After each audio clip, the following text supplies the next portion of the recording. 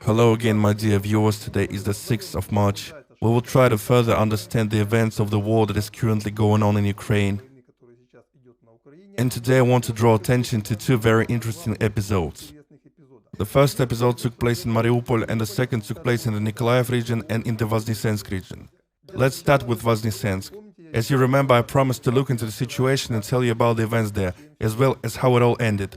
Judging by the information that I collected, there was a counterattack by the armed forces of Ukraine in Voznesensk. A tank battalion of the armed forces of Ukraine took part in this counterattack, which was supported by the local territorial defense, judging by the data of the governor of the Nikolaev region. As a result of the battle, Russian troops were driven out of Voznesensk. In the video posted after the battle by local residents, there is a wrecked Russian tank, 2 armored personnel carriers and 3 or 4 vehicles. It's very likely that in Voznesensk the Russian detachment was rather weak, and the tank battalion, supported by the local territorial defense, threw it away from the city. And it's very likely that this is the very counterattack of the armed forces of Ukraine which was announced by the country's leadership. In fact, the possible crossing of Russian troops in Voznesensk scared Kyiv very much. Significant military reinforcements from the north were thrown here. In addition to the already mentioned tank battalion, significant forces of Ukraine motorized infantry appeared in Yuzhno-Ukrainsk. They occupied the city. We can say that at least 2 battalions were deployed here, and one of them was a tank one. And Ukrainian aviation walked yesterday and today in the Nikolaev region, those planes that still remain in Ukraine. 1 Ukrainian plane was shot down yesterday, 2 today. Kyiv is trying with all its might to prevent a catastrophe in the south and is throwing everything it can here. I'm absolutely sure that you already have a question. Why is it that with the overwhelming superiority of Russian aviation in the air, Ukraine can maneuver its armored reserves, which await Russian airstrikes?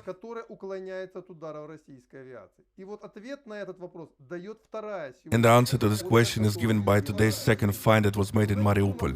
You know, the find that Pushilin presented today at the briefing, a laptop that has online direct access to all intelligence, which collects NATO sources. This is a very remarkable moment. I have long wondered how significant parts of Ukraine armored vehicles managed to escape from the attacks of Russian aircraft, and this laptop is actually the answer to this question. Plus, the tactics of quick transitions, which I spoke about the day before yesterday, when a tank reserve was quickly transferred from under the Kharkov region to the south. A swift march from settlement to settlement, a respite and another throw. And if aviation appears in the air, and NATO intelligence officers notice it, and they notice it very, very far away, this data is immediately sent to the armed forces of Ukraine, and NATO warns the appropriate unit that they are under threat, and they quickly hide for cover.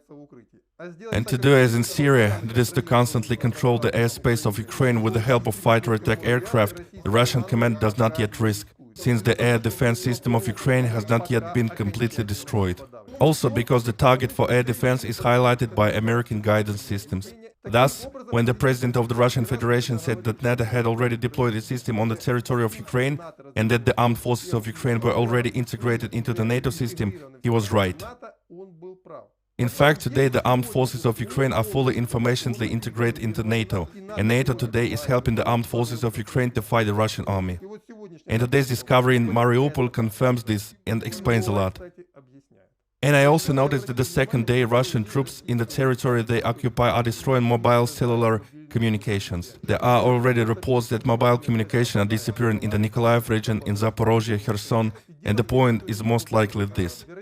The armed forces of Ukraine have adopted the tactics that militia of the DPR and LPR have used since 2015, when they leave special groups that monitor the enemy on the enemy territory and promptly transmit data to their center. It is clear that the easiest way to transfer data is to use Ukrainian mobile operators.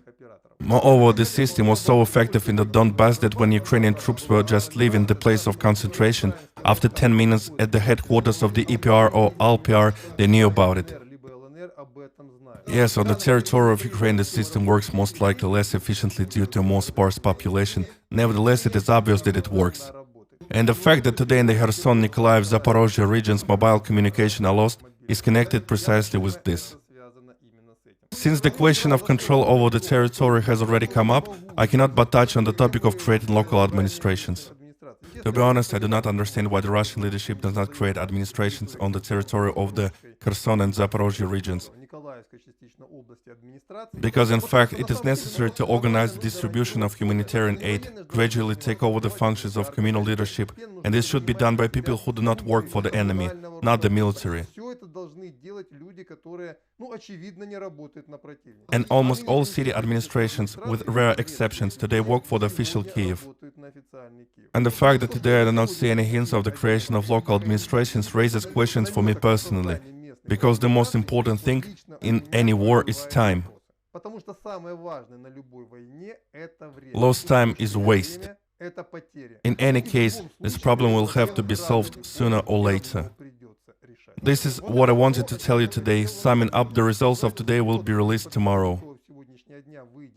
So that's all for now. Goodbye. See you tomorrow.